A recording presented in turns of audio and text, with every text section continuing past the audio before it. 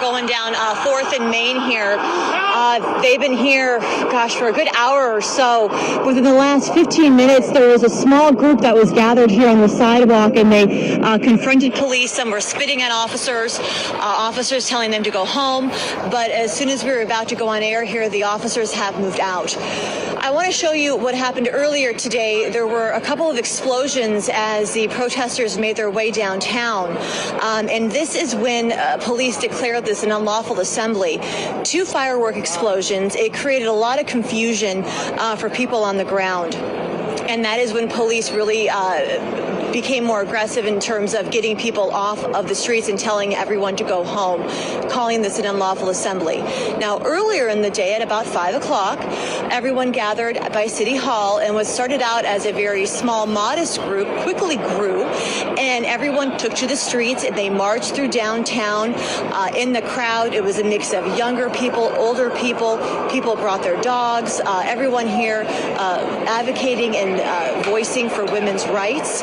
Saying it was a very historic day, one that was, some people said, a step backwards, and they wanted their voices to be heard. And then at one point, the group made their way to the 110 freeway, and they shut down the freeway briefly.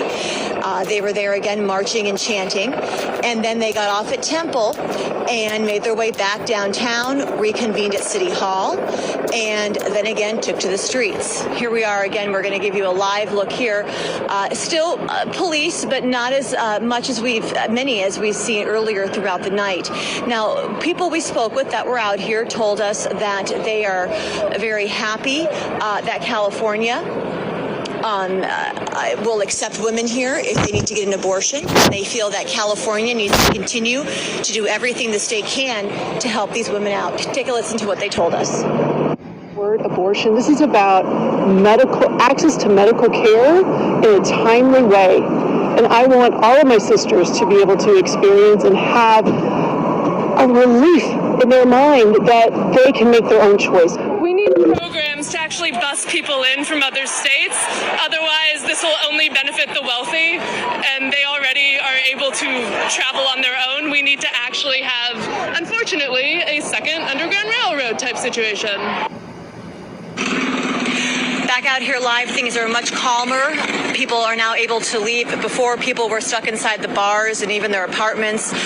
So now it seems to be calming down here. We're going to continue to stay out here and give you any updates as we get them.